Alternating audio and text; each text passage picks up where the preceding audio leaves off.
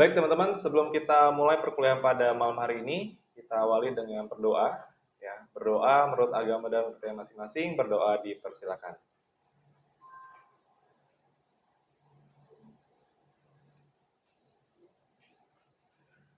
Baik, terima kasih. Saya buka perkuliahan pada malam hari ini. Selamat malam. Malam. Bagaimana kabarnya? Baik. Oke, sehat ya? Sehat. Oke, gimana kemarin liburannya? Senang. Luar biasa. Luar biasa ya. Oke. Nah, ini kan pertemuan kita yang kesekian kali ya. Karena di semester sebelumnya saya sudah pernah ngajar teman-teman, jadi kita nggak perlu perkenalan lagi ya. Teman-teman sudah tahu lah, sudah kenal saya siapa ya kan. Nah, pada pertemuan pertama ini ya seperti biasa saya akan menjelaskan kontrak perkuliahan ya agar teman-teman bisa tahu mata kuliah yang akan kita pelajari ini selama satu semester itu mempelajari apa aja sih, dan kalaupun ada tugasnya apa aja gitu ya. Oke, kita akan mulai dari kontrak perkuliahannya dulu nih. Nanti habis ini kita bakal ada materi juga. Nanti di materi juga saya akan sisipkan seperti biasa. Kita akan ada video pembelajaran ya. Jadi video yang nanti akan saya minta teman-teman untuk menganalisis dari video itu, dan nanti seperti biasa akan ada 2 orang volunteer ya yang akan mereview dari apa yang video itu sajikan. Ya, tujuannya agar teman-teman bisa lebih paham nih dengan materi yang akan saya sampaikan di pertemuan pertama ini. Ya, jadi mata kuliah Routing and Switching Esensial ya, kode mata kuliahnya 758 ya. Bobot SKS itu 3 SKS nih teman-teman. Jadi ini lumayan besar nih. Dan kita lakukan di semester genap ya. Untuk Fakultas Teknologi Informasi, Program Studi Informatika ya di Universitas Usaha Mandiri ya. Nah, tujuan dari mata kuliah Routing and Switching Esensial ini adalah agar teman-teman mahasiswa dapat paham tentang konsep routing, konfigurasi dasar static routing, konfigurasi dynamic routing, konsep dari jaringan switch, konfigurasi switch, serta mampu membuat jaringan VLAN dan memahami tentang akses control list. Ya. Jadi mata kuliah Routing and Switching ini lanjutan dari mata kuliah di semester sebelumnya, yaitu mata kuliah jaringan komputer. Nah, mata kuliah jaringan komputer itu kan mempelajari tentang dasar komputer secara basically. Ya, jadi seperti namanya, di mata kuliah Routing and Switching Esensial ini kita akan mempelajari tentang 2 perangkat jaringan, yaitu router dan juga switch. Ya, dari mulai teorinya sampai dengan nanti ada prakteknya menggunakan Cisco Packet Tracer. Nah, mahasiswa juga diharapkan dapat melakukan DHCP dan mampu melakukan konfigurasi DHCP server, DHCP client, serta memahami dan mampu melakukan konfigurasi NAT. Ya, masih ingat NAT apa? Network Address Translation. Ya, jadi makanya kenapa kita bisa nih laptop kita, handphone kita bisa mengakses ke internet. Padahal kan IP-nya IP private. Sedangkan yang kita tahu IP private itu tidak bisa dikenali oleh internet. Nah, ditranslasilah dengan teknologi NAT ini agar seolah yang mengakses itu adalah IP public. Ya, seperti itu. Nanti kita akan menggunakan software ya, simulator itu Cisco Packet Tracer. Jadi nanti teman-teman bisa dapat download juga. Nanti saya akan berikan link downloadnya. Oke, tapi di pertemuan pertama ini kita nggak akan praktek, nanti praktiknya di pertemuan selanjutnya. Nah, kurang lebih ini ya untuk pokok pembahasannya. Ya, pertemuan pertama hari ini kita akan mempelajari tentang konsep routing, ya. Yang pertemuan 2 nanti minggu depan kita akan mempelajari static routing, lanjut dynamic routing, switch network, konfigurasi switch, pembuatan jaringan. Jadi teman-teman nanti akan mengimplementasi materi pertemuan 1 sampai pertemuan 5 dengan membuat skema jaringan di Cisco Packet Tracer. Lalu pertemuan 7 kita akan mereview ya, nanti akan ada quiz ya, persiapan untuk UTS. Pertemuan 8 kita akan ada UTS. Lalu pertemuan 9 kita akan masuk ke virtualan ya. VLAN berarti udah masuk ke konsep switch ya. Ada inter-VLAN routing, lalu ada access control list di pertemuan 11, pertemuan 12 adalah DHCP, dan pertemuan 13 kita akan membuat skema jaringan. Pertemuan 14 teknologi dan standarisasi wireless. Lalu pertemuan 15 mereview materi pertemuan 9 sampai 14, dan pertemuan 16 itu UAS. Harapan saya teman-teman ini bisa mengikuti perkuliahan dari pertemuan 1 sampai pertemuan ke-16 dan semoga bisa lulus lagi ya. Amin ya. Nah, ini beberapa sumber referensi yang bisa teman-teman gunakan ya, karena di kampus kita semuanya berbasis digital, jadi teman-teman tidak diwajibkan untuk membeli buku secara fisik dan teman-teman juga bisa menikmati ya e-library ya di e-library Nusa Mandiri, teman-teman bisa tinggal baca saja atau kalau mau baca buku fisiknya bisa kunjungi di perpustakaan offline kita ya, itu bisa gratis, bisa dipinjam ya. Dan bisa juga tidak hanya dari referensi yang ada diberikan oleh saya, teman-teman bisa kembangkan lagi yang sekiranya materinya masih relevan dengan perkuliahan kita di Routing and Switching Essential. Nah, rencana pembelajarannya di pertemuan 1 sampai 14 akan disampaikan dengan metode ceramah, metode diskusi, dan latihan soal. Jadi nanti setiap pertemuannya saya akan memberikan latihan soal ya. 5 soal aja ya, nggak usah banyak-banyak ya, tapi ada anaknya. Oke, enggak. Dan nanti di pertemuan 2, 6, 10, dan 13, jadi total 4 pertemuan itu akan ada prakteknya. Jadi di Cisco pakai tracer ya. Jadi teman-teman tidak hanya nanti secara teorinya, juga akan ada prakteknya juga ya, melalui simulasi di Cisco pakai tracer di 4 pertemuan itu. Yang nantinya, hasil praktek teman-teman, proyek teman-teman itu akan kita masukkan ke dalam nilai tugas. Ya, seperti biasa, nilai mata kuliah di Routing and Switching Essential ini 20% itu absensi, 25% itu adalah nilai tugas, 25% itu adalah UTS, dan 30% terakhir adalah UAS. Jadi teman-teman udah tahu nih dari awal, saya harus kejar yang mana. Seperti itu. Udah pasti absen itu gede banget 20%, jadi jangan sampai nggak masuk. Oke? Semoga sehat terus dan masuk terus ya. Pertemuan 15 nanti akan ada pengumpulan laporan tugas. Jadi nanti proyek-proyek yang sudah dibuat itu akan dibuat laporan dan dikumpulkan di pertemuan 15, dan pertemuan 8 itu UTS, dan pertemuan 16 itu UAS. Nah, luaran dari mata kuliah ini yaitu adalah hasil proyeknya yang dibuat di pertemuan 14. Jadi ada skema yang nanti di pertemuan 14 dikumpulkan ke saya ya. Nanti dari saya akan dipilah-pilah yang bagus, yang kurang bagus bagaimana, dan saya akan kumpulkan ke penanggung jawab mata kuliah. Ya, jadi tugasnya teman-teman adalah membuat proyeknya dan laporannya dan kumpulkan ke saya. Nanti akan saya berikan link Google Drive-nya di pertemuan 14. Oke, kita akan masuk ke pertemuan 1 yaitu terkait konsep routing. Nah, kita akan masuk ke yang lebih dalam lagi terkait konsep routing. Ya. Nah, sebelum itu saya akan menampilkan video. Jadi ada video ini secara overall menjelaskan bagaimana cara kerja dari routing ya teman-teman ya. Jadi silakan disimak, nanti saya akan minta volunteer, 1 cowok, 1 cewek ya. Pokoknya siap-siap, siapa yang saya tunjuk maju ke depan. Oke ya, kita tonton dulu videonya. Perjalanan paket data yang menakjubkan dari pusat data ke perangkat Anda membentuk tulang punggung internet. Aliran data ini diatur untuk melakukan transfer data yang paling efisien. Oke, baik. Jadi tadi sudah dijelaskan ya secara singkat, padat, dan jelas terkait cara kerja dari routing ya, atau si perangkat router itu sendiri. Ya, saya minta 2 orang ya. Silakan untuk maju ke depan. Yang untuk cowok, mungkin Fadlan. Ya, silakan Fadlan. Boleh kasih applause untuk Fadlan? Kita akan cek nih. Tadi selama beberapa menit Fadlan rohnya ada di sini apa enggak? Jadi ini untuk gambaran materi yang tadi atau gimana? Ya, jadi tadi kan video ya. Apa sih yang Fadlan tangkap ya dari materi yang video tadi sampaikan? Mungkin bisa jelaskan ke teman-teman. Lihat yang sini. Halo teman semuanya, saya mungkin di sini hanya sedikit menjelaskan apa yang saya tangkap tadi. Dan kalau masalah salah, tolong langsung dikoreksi ya. Apa kita hukum aja? Jadi routing itu tadi sebuah traffic atau sebuah portal yang menyambungkan dari jaringan ke jaringan lainnya. Jadi itu router dibagi 2, ada router statis, ada dinamis. Kalau router statis, yaitu dimasukin dikonfigurasi secara manual, dan itu pun harus ada yang mantau. Ketika trafficnya itu atau jalur itu ada yang rusak, ada yang kendala atau lemot atau banyak yang pakai overload gitu, nah itu kemungkinan bakal keganggu.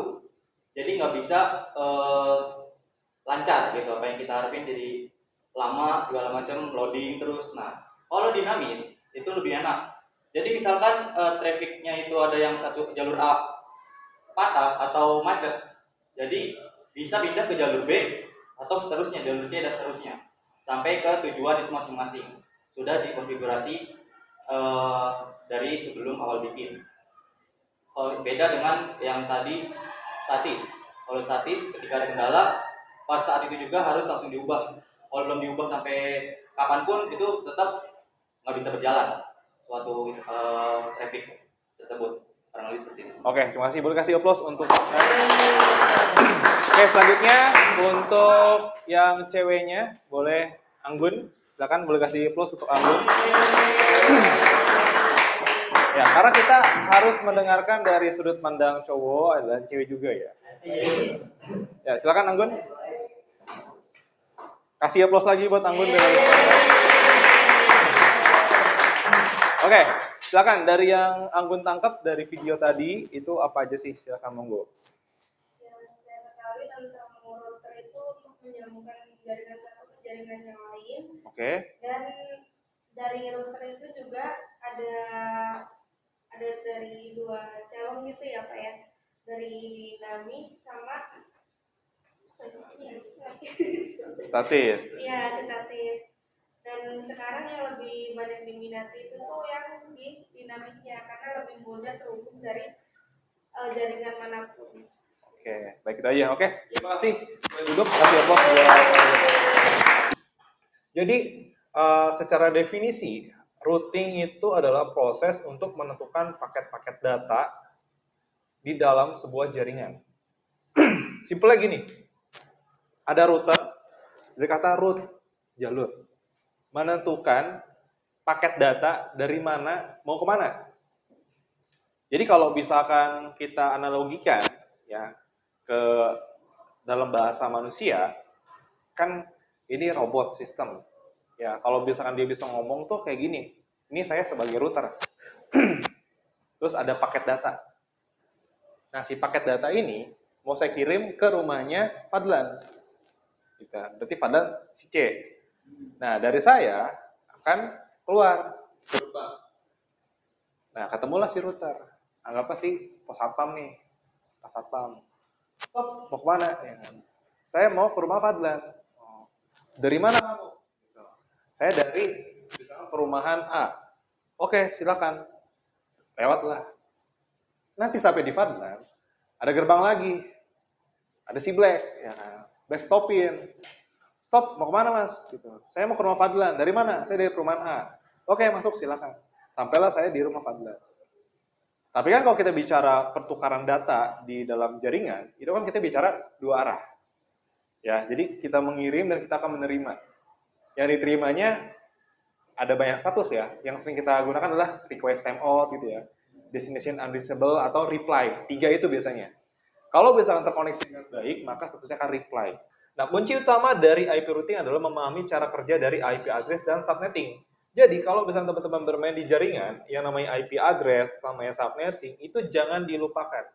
Harus selalu diingatin gitu ya. Karena nanti ketika teman-teman mengambil kegiatan sertifikasi kompetensi pun, terkait IP address itu, pengalamatan jaringan itu adalah di poin pertama, di unit kompetensi nomor 1. Ya, jadi itu harus kalian kuasai dan harus kompeten.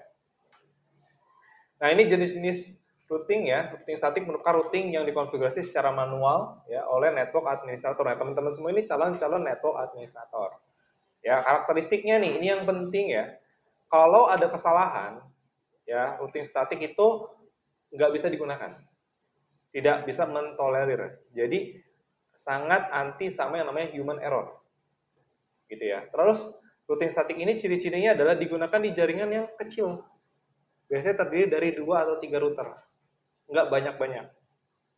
Ya, alasan yang lainnya, kalau bisa saya sampaikan adalah, karena kalau dengan yang statik, ketika ada lebih dari 3, 10, 15, 20, pusing nggak menentukannya?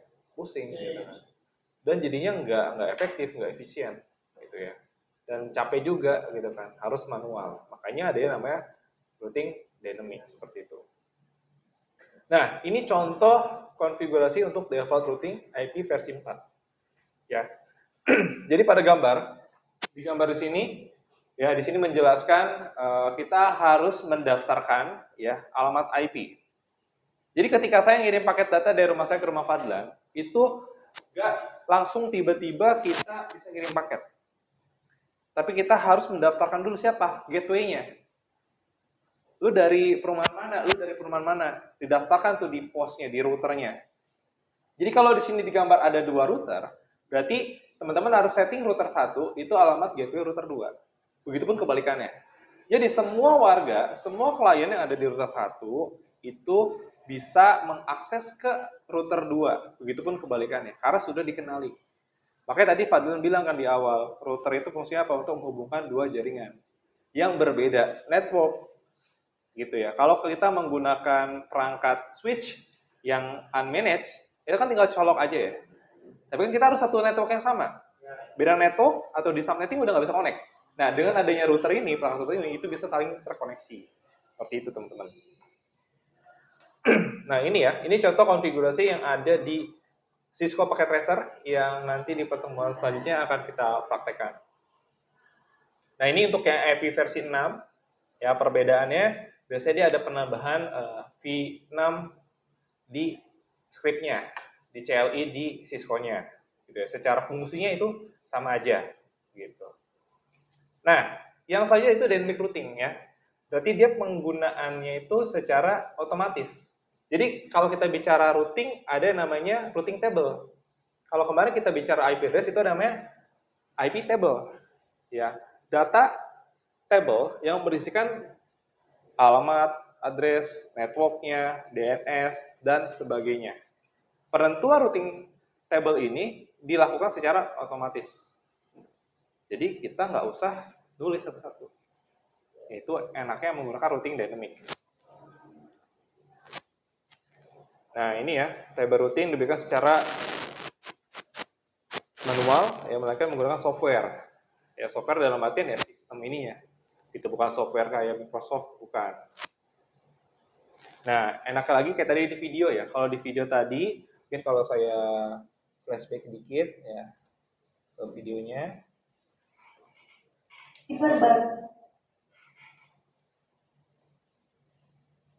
Nah, di sini. Ketika ada jaringan yang putus ya, misalkan dari M mau ke L dia putus, dia bisa ke N, bisa ke K gitu ya. Dan itu secara otomatis. Ya, kurang lebih seperti itu. Dan biasanya routing dynamic itu digunakan untuk jaringan yang skalanya besar. Kebalikan dari yang statik. Ya, jadi teman-teman sebagai seorang network administrator itu harus bisa menganalisis kebutuhan klien kita di perusahaannya itu seperti apa. Lalu kita bisa menggunakan routing yang mana. Ada lagi nanti di routing dynamic di pertemuan selanjutnya kita akan lebih bahas lebih dalam lagi di pertemuan 3. Ada routing protokol, ada OSPF, ada RIP, EJRP, dan lain sebagainya. Nah ini revolusi dynamic routing yang tadi disebutkan dari RIP versi 2, OSPF, dan lain sebagainya. Dan kalau kita bicara routing protokol, kita juga akan membicarai tentang interior routing protokol yang biasa digunakan di jaringan yang bernama autonomous system. Nah, autonomous system ini adalah sebuah jaringan yang berada hanya dalam satu kendali. Satu kendali yang dimana berada dari sub-sub networknya aja. Nah, hubungan antara sub-sub network dalam satu kendali itu disebut autonomous system. Kalau misalkan hubungan antara autonomous system itu nanti ada berbagai macam. Contoh nyatanya adalah kalau kita satu gedung ini di kampus Nusa Mandiri ini, itu kita satu autonomous system. Tapi kalau kita berhubungan dengan luar yang lain, itu berbeda autonomous system. Makanya nanti routing protokolnya itu beda lagi. Ada yang namanya BGP. Ya, jadi hubungan antara dua autonomous system. Nah, kurang lebih seperti itu. Nah, ini contoh yang exterior routing protokol. Jadi kalau interior itu yang satu autonomous, kalau yang eksterior itu yang dua autonomous atau antar autonomous. Itu. Jadi seperti di gambar ya. Ini biasa ada gambar awan. Biasanya ada AS number Seperti itu. Nah, ini routing protokol, EGRP, OSPF, SIS, dan RIP. Nah, masing-masing routing protokol itu punya fungsi dan tujuan yang berbeda-beda. Teknologi beda-beda, cara kerjanya beda-beda. Dan makanya nanti teman-teman di pertemuan 3 akan lebih dalam lagi membahas tentang masing-masing routing protokol, dan itu kita bisa gunakan sebagai cara kita menentukan. Kalau kita menggunakan routing dynamic, kita menggunakan routing protokol apa untuk jaringan yang seperti apa. Itu nanti di pertemuan 3 akan kita bahas. Ini ya. Nah, ini tabel routing memberikan rekomendasi jalur mana yang paling tepat. Ya, jadi berdasarkan situ. Contoh, dari A mau ke Z, itu lewat mana aja? Nah, di tabel routing itu akan dipetakan. Bayangkan kalau jaringannya banyak, kalian manual, repot. Ya kan? Dan bingung juga. Yang di lapangan bingung nih, ini jaringan mana yang putus? Karena banyak banget. Makanya kita lebih tepat menggunakan routing dynamic. Nah, ini perbandingannya, ya. Kalau misalkan static routing, dia hanya menggunakan IP address. Kalau misalkan menggunakan dynamic routing, dia bisa menggunakan routing protokol. Lalu routingnya tidak saling bertukar. Kalau routing dynamic, dia saling bertukar. Ngirim broadcast. Saling bertukar ini bukan routernya bertukar tempat, tapi bertukar informasi. Router 1 akan bertukar informasi dengan router 2. Router yang sebelahnya, atau netbornya. Ya, tetangganya. Bro, di sebelah lu ada koneksi kemana aja? Makanya, walaupun ada 50 router dalam satu autonomous system, dia akan bisa saling berkomunikasi. Karena saling dikenalin. Contoh, misalkan Anggun sebelahnya Irna. Anggun gak usah kenalan sama Cahaya. Anggun gak usah kenalan sama Fadlan. Karena nanti Irna akan kenalin, oh ada Cahaya di sini. Terus Cahaya, ada Elda di belakangnya Irna. Gak perlu kenalan sama, oh gitu kan. Jadi itulah cara kerja si routing dynamic. Ini yang menjadi perbedaannya. Kalau routing statik itu kecil, routing dynamic itu skalanya besar. Nah, ini materi untuk pertemuan 1. Ya. Bagaimana? Jelas? Jelas. Oke. Sebelum saya melakukan tes latihan soal, ya ada 5 soal tadi, saya pengen teman-teman untuk bertanya nih. Saya kasih kesempatan. Oke, silakan. Yang mau bertanya, boleh. Bebas seputar materinya yang mungkin masih kurang dipahamin. Saya bro. Oke, Black, silakan. Kalau kita sudah menggunakan dynamic routing nih, Ya. apakah kita harus meninggalkan atau tidak menggunakan static routing? Oke, pertanyaan bagus nih. Boleh kasih plus buat Black. Jadi dalam satu jaringan yang sama. Nah, bedanya kalau kita bicara IP ya.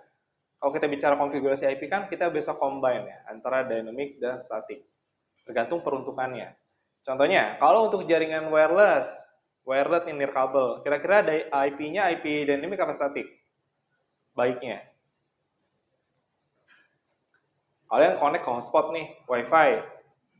Enaknya nyeting dulu atau otomatis? Otomatis. Tapi kalau misalkan saya punya PC dosen di ruang dosen, PC di ruang kelas, enaknya si network administrator nih, si teknisinya atau operator jaringan itu mantaunya yang statis apa dinamis kalau buat di kelas. Nah, sesuai penggunaannya. Jadi ketika ada trouble di PC dosen, ya dia enak. Ruang berapa? Ruang misalkan 210. Ya udah dia tinggal cek aja 210 itu IP-nya berapa. Kalau dynamic bingung kan, harus ngecek dulu manual. Karena kita bicara user, end user itu kan nggak semuanya ngerti jaringan, ya kan? Nggak mungkin kan, kalian ke kafe, Mas, ada wifi-nya? Ada kok, ada wifi-nya. Passwordnya apa? Password ini.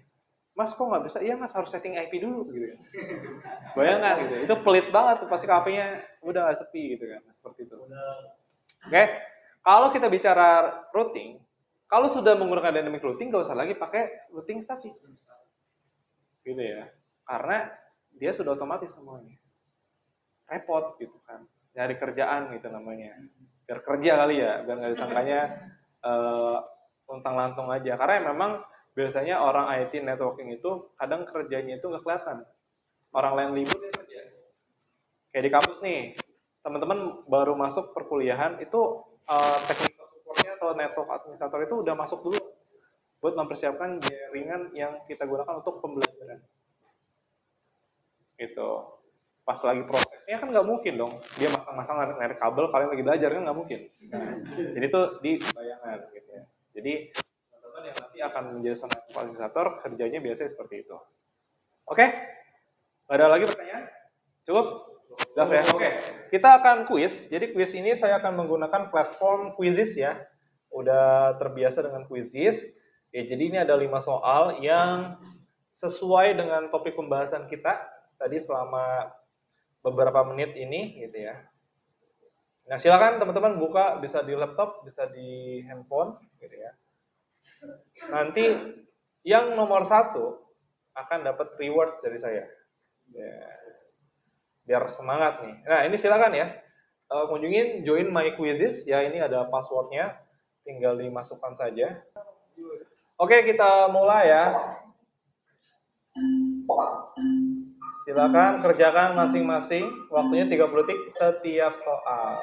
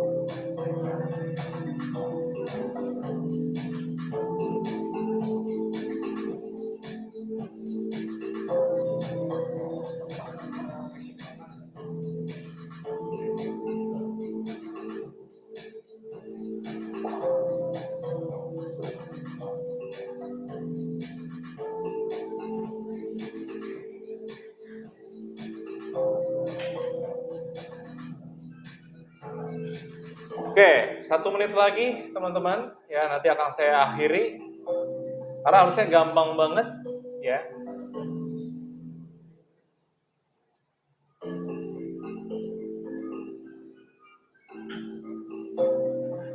Oke, saya tutup. 10, 9, 8, 7, 6, 5, 4, 3, 2, 1.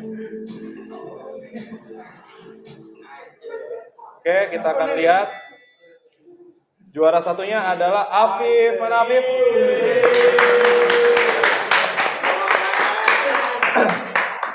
Oke, baik teman-teman. Jadi Quizizz ini menutup perjumpaan kita di pertemuan pertama mata kuliah routing and switching esensial pada malam hari ini dengan pembahasan konsep routing. Ya, semoga teman-teman bisa mendapatkan materi dengan baik. Dan untuk minggu depan kita akan masuk ke routing statik. Ya, jadi kita akan ada prakteknya juga. Jadi silakan teman-teman download untuk software Cisco Packet Tracer di website Cisco, yaitu free gratis, download versi yang terbaru yang versi 8.2 untuk saat ini. Oke, baik. Sebelum kita mengakhiri perkuliahan pada malam hari ini, karena kita diawali dengan doa, kita juga dengan doa, marilah kita bersikap sempurna dan kita berdoa menurut agama dan kepercayaan masing-masing. Berdoa dipersilakan.